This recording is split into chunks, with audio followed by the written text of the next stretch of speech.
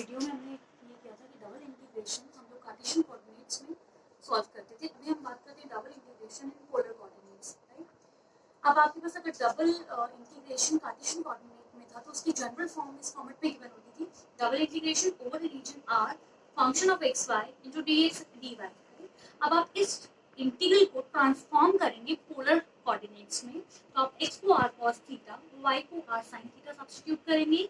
dx dy जब double integration में हम लोग पोलर कोऑर्डिनेट्स की फॉर्म में लिखते हैं तो dx dy ट्रांसफॉर्म हो जाता है r dr d थीटा में। तो your integration will be double integral function of r cos theta r sin theta into r dr d theta. ठीक है, इस टाइप के क्वेश्चन को हम सॉल्व करने के लिए एक प्रोसीजर फॉलो करेंगे। सबसे पहले आप क्या करेंगे, जो भी आपका फंक्शन गिवन होगा जिसे हमें इंटीग्रेट करना है, सबसे पहले हम उसके रीजन की बात करेंगे। उसका रीजन आप एक्स वाई एक्सिस के ऊपर हम इस रीजन को ड्रॉ करेंगे, राइट। यहाँ पर आपकी x की वैल्यू है from 0 to 2a and y is from 0 to under root of 2x minus x square. ये मैंने पहले भी बताया था कि अगर आपकी लिमिट x के फंक्शन की फॉर्म में गिवन हो तो वहां पर वो y की लिमिट होती है। तो here limit of y is from 0 to under root of 2ax minus x square and limit of x is from 0 to 2a।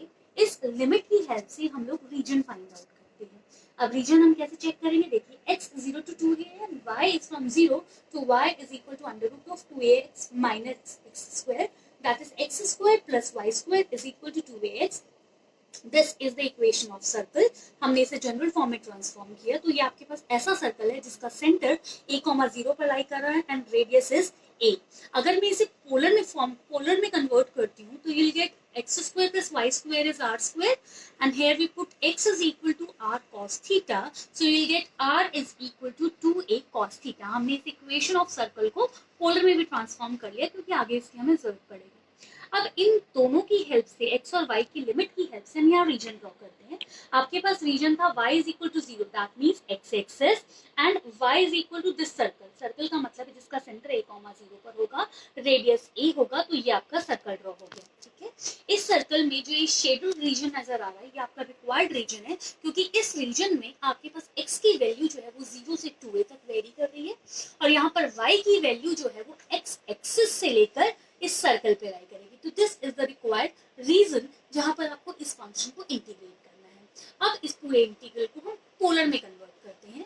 Again shadowed reason में हम x और y की बजाय इस पूरे इंटीग्रल को r और थीटा में ट्रांसफॉर्म करेंगे। What is r here? r is the distance from origin to the circle। Circle से ओरिजिन से सर्कल के ऊपर जो डिस्टेंस है that is r and what is theta? Theta is the angle which makes this line with the positive direction of x axis, right?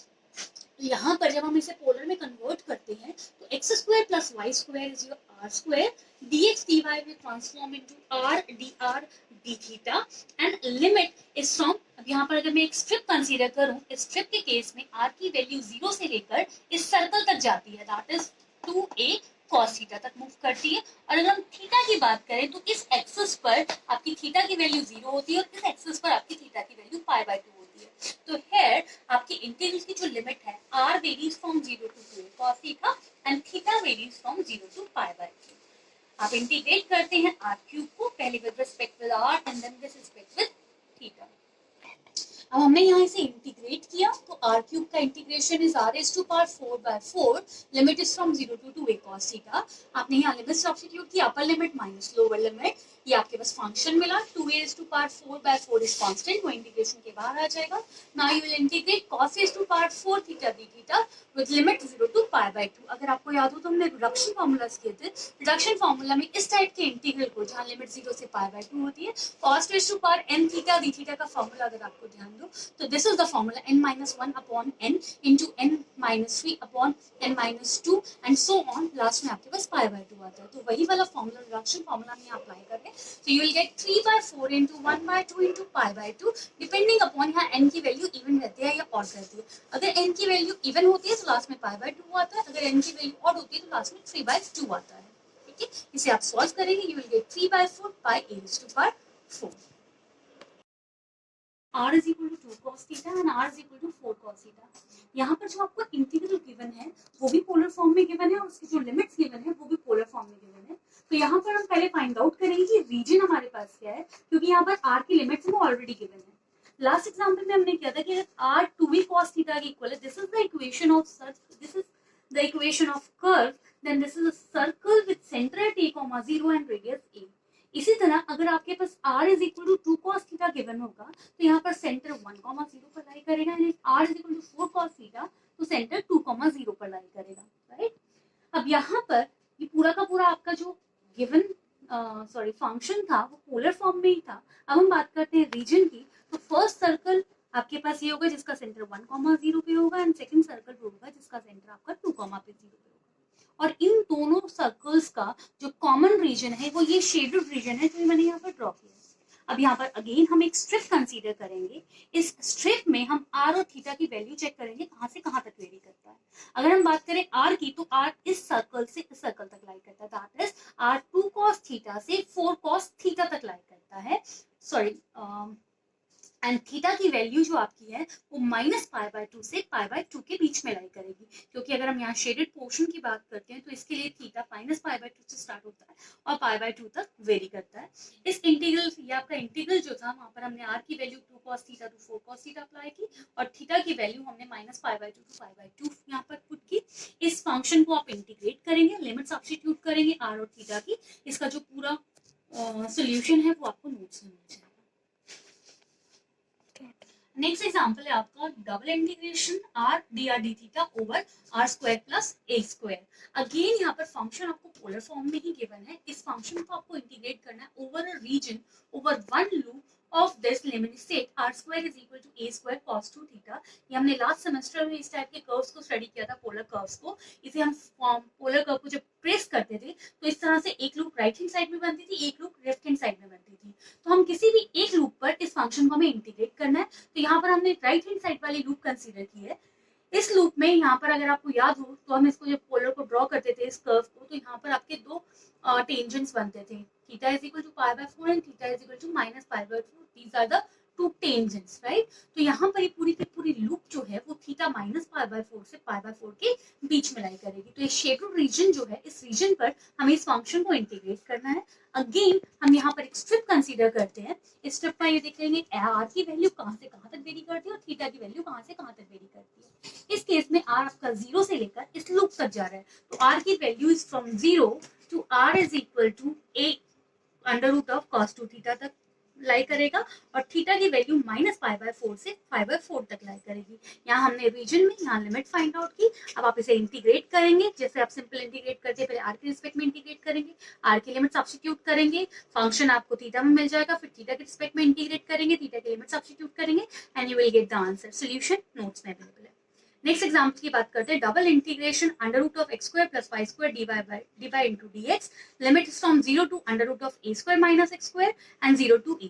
Again अगर आपकी limit x के function की फॉर्म में गिवन है तो वो लिमिट आपकी y की होगी और अनदर लिमिट आपकी x की होगी। यहाँ पर वो बोल रहा है change this integral into polar coordinates. आप इसे चेंज कीजिए पोलर कोऑर्डिनेट्स में एंड देन इसे इवैल्यूएट कीजिए। अगर वो यहाँ मेंशन नहीं करता है आपको पोलर कोऑर्डिनेट्स में चेंज करने के लिए, तो आप इसे कार्टेशियन में ही सॉल्व कर सकते हैं, जैसे कि अभी हमने इससे लास्ट वीडियो में शेयर किया था। इस तरह के इंटीग्रल्स को हम सॉल्व करते हैं यूजिंग कार्टेशियन कोऑर्डिनेट्स। आप वो भी कर सकते थे, बट अगर वो मेंशन कर देता है कि इसे पोलर कोऑर्डिनेट में चेंज करना है तो पहले आप इसे पोलर कोऑर्डिनेट्स में चेंज करेंगे, देन इसे सॉल्व करेंगे। यहाँ पर आपको पता है कि y की वैल्यू 0 से लेकर y is equal to √(a² - x² तक वेरी करती है। अगर हम बात करें y is equal to √(a² - x² की, दैट मींस आपके पास x² + y² is equal to a²। This is the equation of circle having center at 0, 0 and radius a। ये आपके पास सर्कल की इक्वेशन है and y is equal to 0 का मतलब है x एक्सिस। x की वैल्यू 0 से a तक लाई कर रही है। तो यहाँ पर आपने एक सर्कल ड्रॉ किया having center at 0, 0 radius a, 0। ठीक है, आपने ये सर्कल ड्रॉ किया। अब हमें देखना था इसमें से कौन सा रीजन हमें कंसीडर करना है। तो आप यहाँ देखेंगे कि y की value 0, that means x axis, ये x एक्सिस आपके पास है, सर्कल तक लाई करता है, यानी सर्कल तक ये लाई करेगा रीजन। और x की वैल्यू आपकी 0 से लेकर ए तक ही आ रही है। अगर -a to a होती तो हम लेफ्ट हैंड साइड वाला रीजन कंसीडर करते। अगर यहाँ पर आपके पास जो सर्कल की इक्वेशन गिवन है वहां पर y0 ना गिवन होता, क्योंकि y0 का मतलब है x एक्सिस, यानी x एक्सिस से अब हमें रीजन लेना है, तो जो कॉमन रीजन बनेगा अलोंग दीज 4 वो यही होगा जो शेडेड रीजन यहाँ नजर आ रहा है। अगेन हमने यहाँ पर एक स्ट्रिप कंसीडर की, इस स्ट्रिप में हमें ये चेक करना है r कहाँ से कहाँ वेरी करता है और थीटा कहाँ से कहाँ वेरी करता है। यहाँ पर अगर आप देखेंगे r 0 से लेकर इस सर्कल की इक्वेशन तक वेरी करेगा। अगेन सर्कल की इक्वेशन यहाँ पर क्या होगी, this is x square plus y square is r square, तो r square is equal to a square, that is r is equal to a, यानी इस सर्कल की इक्वेशन होगी r is equal to a, तो r आपका vary करेगा from 0 to a, और यहाँ पर आपका थीटा वेरी करेगा फ्रॉम 0 टू पाई बाय 2, क्योंकि यहाँ पर थीटा इस एक्सिस पर 0 है, यहाँ पर पाई बाय 2 है। तो दिस इंटीग्रल, अगर हम इस इंटीग्रल को पोलर में कन्वर्ट करते हैं तो ये आपका हो जाता है r into dy by dy into dx को आप r dr d theta put करेंगे। लिमिट यहाँ पर अगर r की लिमिट हम चेक करेंगे तो 0 टू a आएगी, और थीटा की लिमिट जो चेक करेंगे वो 0 से पाई बाय 2 आएगी, यानी इसी पूरा का पूरा आपका जो इंटीग्रल है वो पोलर में कन्वर्ट हो जाएगा। और जैसे हम अभी सॉल्व कर रहे थे, पहले r के रिस्पेक्ट में फिर थीटा के रिस्पेक्ट में से इंटीग्रेट करेंगे and you will get the solution. Solution notes में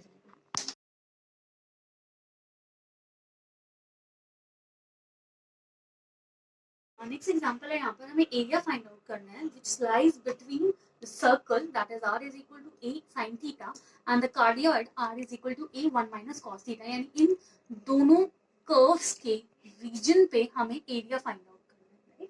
तो ये कर्व है आपका r is equal to a sin theta which is equation of circle lies on y axis having center at 0, having center at here x is 0 and y is a, तो centre at 0, a, तो ये आपके पास circle की equation है। And cardioid, ये अभी मैंने लास्ट सेमेस्टर में आपको बताया था कि अगर कार्डियोइड में यहाँ पॉजिटिव होता है तो राइट साइड में कार्डियोइड बनता है, if r is equal to a 1 minus cos theta तो लेफ्ट साइड में कार्डियोइड बनता है, तो this is the cardioid r is equal to a 1 minus cos theta. अगर हम इन दोनों के कॉमन रीजन की बात करते हैं तो कार्डियोइड के बाहर साइड का रीजन और सर्कल के इनसाइड रीजन, यही शेडेड रीजन जो यहाँ नजर आ रहा है, ये हमारा कॉमन रीजन होगा जिसमें हमें एरिया फाइंड आउट करना है। And formula for area is, आप किसी भी फंक्शन को लाइक dx इंटू dy को अगर आप डबल इंटीग्रेट करते हैं तो आपको एरिया मिल जाता है। यहाँ कार्टेशियन की बात हो रही है बट हम इसे पोलर में कन्वर्ट करते हैं, तो पोलर में dx dy को जब आप कन्वर्ट करते हैं तो r dr d थीटा में कन्वर्ट हो जाता है।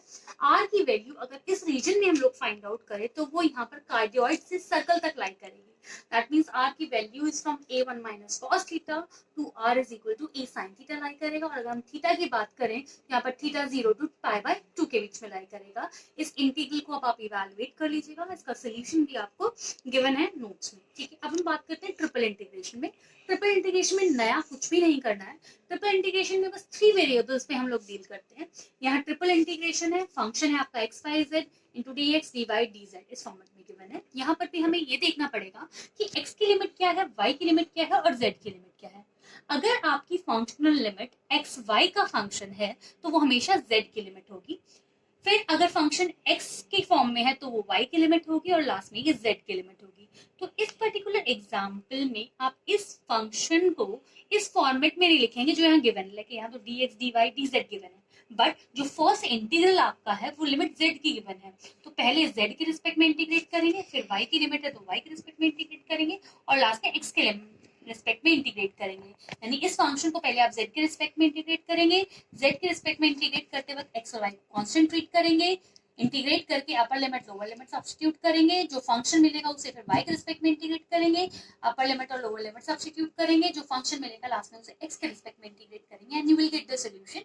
इसमें कुछ भी नया बताने वाला नहीं है, जैसे हम इंटीग्रेशन करते थे सिंपल वही इंटीग्रेशन चलेगा। तो आप नोट्स यहाँ पर कंसीडर कर सकते हैं, नोट देख लीजिएगा, वहां पर आपको इसका सोल्यूशन मिल जाएगा। नेक्स्ट एग्जांपल की हम बात करते हैं, अगेन ट्रिपल इंटीग्रेशन गिवन है, लिमिट है x minus z to x plus z. अगर आपकी लिमिट x और z के फंक्शन में गिवन है तो वो सिर्फ और सिर्फ y की लिमिट हो सकती है। अगेन 0 टू z अगर लिमिट है तो वो आपके पास, क्योंकि यहाँ आप y की लिमिट कंसीडर कर चुके हैं, z की लिमिट z में हो नहीं सकती, तो 0 टू z जो लिमिट होगी वो x की लिमिट होगी and last is limit of z। तो यहाँ जो dx dy dz का फॉर्मेट है आप उसे चेंज कर लेंगे। फर्स्ट लिमिट आपकी y की है तो पहले आप y के रिस्पेक्ट में इंटीग्रेट करेंगे, सेकंड लिमिट आपकी x थी तो आप x के रिस्पेक्ट में इंटीग्रेट करेंगे, थर्ड लिमिट z की है तो आप z के रिस्पेक्ट में इंटीग्रेट करेंगे। यानी जो आपका गिवन फंक्शन है पहले आप उसे y के रिस्पेक्ट में इंटीग्रेट करेंगे, y के रिस्पेक्ट में इंटीग्रेट करते वक्त x और z को कांस्टेंट ट्रीट करेंगे। लिमिट सब्स्टिट्यूट करेंगे, जो भी फंक्शन आएगा फिर उसे x के रिस्पेक्ट में इंटीग्रेट करेंगे, z को कांस्टेंट ट्रीट किया जाएगा, इंटीग्रेट करके लिमिट सब्स्टिट्यूट कीजिएगा और लास्ट में आप z के रिस्पेक्ट में इंटीग्रेट करेंगे। नेक्स्ट एग्जांपल है आपके पास, integrate z square dx dy dz। आपको इसे ट्रिपल इंटीग्रेट करना है इस पर्टिकुलर फंक्शन को over the region common to x square plus y square plus z square is equal to a square, that means equation of sphere, and x square plus y square is equal to ax। तो ये आपकी equation of circle है। इस equation को जब आप transform करेंगे like x को r cos थीटा, y को r sin थीटा पुट करेंगे तो you will get r is equal to cos theta which is equation of circle itself. ठीक है, तो आपको इस स्फीयर और सर्कल के बीच में जो कॉमन रीजन है वो कॉमन रीजन पर इस फंक्शन को इंटीग्रेट करना है। तो अब हम बात करते हैं यहाँ लिमिट्स की। यहाँ पर z की लिमिट जो है आप इस स्फीयर की हेल्प से फाइंड आउट करते हैं। z इज इक्वल टू xy का फंक्शन आ जाएगा, नेगेटिव और पॉजिटिव दो वैल्यूज आएंगी क्योंकि यहाँ पे परफेक्ट स्क्वायर था। सिमिलरली इस पर्टिकुलर रीजन की हेल्प से हम y की लिमिट फाइंड आउट करते हैं, और क्योंकि इस स्फीयर जो है हैविंग सेंटर इसका 0 0 पर सेंटर होगा तो हम ये मानकर चलते हैं कि x की लिमिट 0 से a तक वेरी करेगी। ये ट्रिपल इंटीग्रेशन आपके पास आ गया z square dz dy dx। ये मैंने इस सीक्वेंस में क्यों लिखा, क्योंकि यहाँ पर हम सबसे पहले जो लिमिट कंसीडर कर रहे हैं वो x और y की फंक्शन की फॉर्म में ले रहे हैं तो वो z की लिमिट होगी। नेक्स्ट फंक्शन हम x की फॉर्म में ले रहे हैं तो वो y की लिमिट होगी, और लास्ट 0 टू a जो है वो हमारी x की लिमिट है। यानी इस पर्टिकुलर फंक्शन को मुझे एक बार पहले z के रिस्पेक्ट में इंटीग्रेट करना, देन y के रिस्पेक्ट में, देन x के रिस्पेक्ट में। अब यहाँ सबसे पहले हम कंसीडर करते हैं इस फंक्शन को इंटीग्रेट करते हैं with respect with z, that is z square dz over the limit minus under root of a square minus x square minus y square to under root of a square minus x square y square. आप इसे इंटीग्रेट करेंगे। ये function आपका एक even function है because z square है, तो यहाँ पर आप लिमिट 0 से लेकर under root of a square minus x square minus y square consider कर सकते हैं। z स्क्वायर को इंटीग्रेट करेंगे you will get z cube by 3। Limit substitute करेंगे तो आपको मिलेगा यहाँ पर 2 by 3 a square minus x square minus y square raise to power 3 by 2। हमने z के रिस्पेक्ट में इंटीग्रेट किया था तो आपको मिला था result 2 by 3 a square minus x square minus y square raise to power 3 by 2। ये रिजल्ट आपको मिला था। अब इस फंक्शन को एक बार हमें y फिर x के रिस्पेक्ट में इंटीग्रेट करना है। y की लिमिट आपको गिवन थी negative under root of ax minus x square to under root of ax minus x square, ये इक्वेशन ऑफ सर्कल थी, और x की लिमिट आपको 0 टू a गिवन थी। यहाँ पर आकर आप क्या कर सकते हैं, आप इसको इस तरह भी आकर सॉल्व कर सकते हैं। यानी पहले आप इस फंक्शन को y के रिस्पेक्ट में सॉल्व कीजिए, ये लिमिट सब्स्टिट्यूट कीजिए, फिर x की लिमिट में इंटीग्रेट कीजिए, फिर आप ये लिमिट शो की पुट कीजिए 0 टू a। एक तरीका तो ये हुआ। या फिर आप क्या कर सकते हैं, यहाँ तक आने के बाद इसको पोलर में भी कन्वर्ट कर सकते हैं, क्योंकि मुझे यहाँ नजर आ रहा है एक्स स्क्वायर और वाई स्क्वायर एक साथ है। तो हम यहाँ पर क्या करते हैं, जो इक्वेशन ऑफ सर्कल थी that is x square plus y square is equal to a x, इसको मैं पोलर फॉर्म में ट्रांसफॉर्म करती हूँ। यहाँ पर एक्स को आर कॉस थीटा, वाई को आर साइन थीटा सब्स्टिट्यूट करती हूँ, तो you will get r is equal to a cos theta which is equation of circle having center at a by 2, 0। इसका जो सेंटर होगा वो a by 2, 0 पर होगा, और रेडियस भी आपका a by 2 होगा, राइट। तो यहाँ पर सर्कल आपके पास गिवन है, x की वैल्यू 0 टू a गिवन थी, तो x की वैल्यू यहाँ पर 0 से लेकर a तक वेरी करेगी। तो this is the whole circle जिसके ऊपर आपको इस फंक्शन को इंटीग्रेट करना है। ये शेडोड रीजन आपका यहाँ मिल गया। अब यहाँ पर आप इस रीजन के लिए अगेन एक स्ट्रिप कंसीडर करते हैं। ये हमने एक स्ट्रिप कंसीडर की। इस स्ट्रिप में हम ये देखेंगे r कहाँ से कहाँ वेरी करता है और थीटा कहाँ से कहाँ वेरी करता है। तो यहाँ पर r 0 से लेकर इस सर्कल की इक्वेशन तक वेरी करता है, that is r is from 0 to r is equal to a cos theta, और यहाँ पर थीटा की वैल्यू माइनस पाई बाय 2 से पाई बाय 2 तक वेरी करती है। तो हमने theta minus pi by 2 to pi by 2 लिया। यहाँ पर हमने जहाँ पर भी x और y था वहां पर हमने चेंज कर लिया, a स्क्वायर माइनस में यहाँ पर आर स्क्वायर आ जाएगा, dx dy को हमने r dr dθ पुट किया। r की limit 0 to a cos theta, theta की limit minus pi by 2 to pi by 2 consider की। अब सेम जैसे हम अब तक इंटीग्रेट कर रहे थे, यानी इस पूरे फंक्शन को एक बार r के रिस्पेक्ट में इंटीग्रेट कीजिएगा, r की लिमिट पुट कीजिए तो रिजल्ट आए उसे थीटा के रिस्पेक्ट में इंटीग्रेट कीजिए, लिमिट सब्स्टिट्यूट कीजिए and you will get the result. इसका पूरा सोल्यूशन आपको नोट्स में अवेलेबल है।